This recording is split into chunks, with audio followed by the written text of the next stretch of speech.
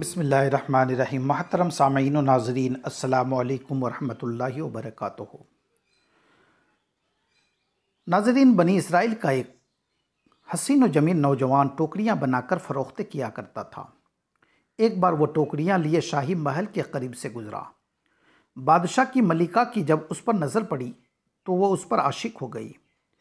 किसी हीले से उसने उसे महल में बुला लिया और कमरे का दरवाज़ा बंद करके अपनी शहवत की तस्कीन चाही। वो नौजवान चूँकि निहायत ही पाकबाज और परहेजगार था, परेशान हो गया और उसने गुनाह करने से इनकार किया।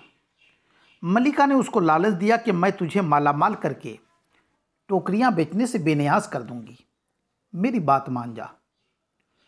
उसने फिर भी इनकार किया, लेकिन मलिका पर मस्ती सवार थी। उसने कहा, तू मेरी ख्वाहिश पूरी किए बगैर यहाँ से नहीं निकल सकता। उसने जब सारी राहें मसदूद देखीं तो मलिका से कहा, अच्छा, मुझे छत के इस्तंजा खाने में जाने की इजाज़त दे दो। उसने ये सोचते हुए कि ये इस कदर ऊंचे महल की छत से भाग तो नहीं सकता, इजाज़त दे दी। वो छत पर चढ़ा और खौफ खुदा के सबब गुनाह से बचने के लिए छलांग लगा दी। बहुक्म खुदाबंदी सैयदना जिब्राइल अलैहिस्सलातु वस्सलाम ने उसे अपने परों पर लेकर ज़मीं पर यूं रख दिया जैसे मुशफिक वालिद अपने लख्ते जिगर को रखता है। वह खौफ खुदा रखने वाला खुश नसीब नौजवान बहुत बड़े इम्तिहान से कामयाब होकर मगरिब के वक्त घर पहुंचा। ज़ौजा ने कहा, टोकरियों की कमाई कहाँ है? वो बोला, आज कोई कीमत वसूल नहीं हुई। वो कहने लगी, आज क्या खाएंगे? वो बोला, इंशाअल्लाह सब्र कर लेंगे। फिर कहा, तनव्वुर में आग रोशन कर दो कि आग ना देखकर पड़ोसियों को तशवीश होगी। चुनांचे सआदतमंद बीवी ने तनव्वुर में आग सुलगा दी और चली आई।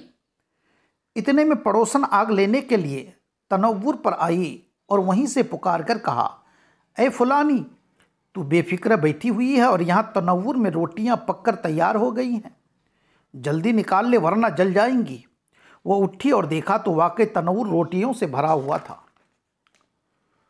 उसने रोटियां निकाली और बर्तन में रखकर अपने शोहर की खिदमत में हाजिर हो गई और कहने लगी, अल्लाह अज़्ज़ा व जल्ला ने आप पर बड़ा फजल व करम किया है।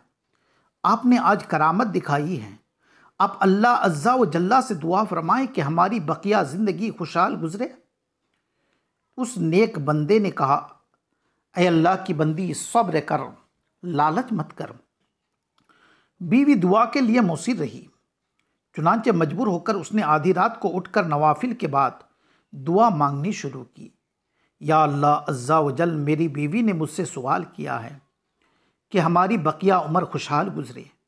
अभी इतना कहा था कि छत शक हुई और हीरे जवाहरात से भरी हुई एक तश्त उतर पड़ी। सच्चे मोतियों की चमक दमक से सारा घर मुनव्वर हो गया। उसने करीब ही सोई हुई बीवी को जगाते हुए कहा, उठो और जो दुनिया की दौलत मांगी थी वो ले लो।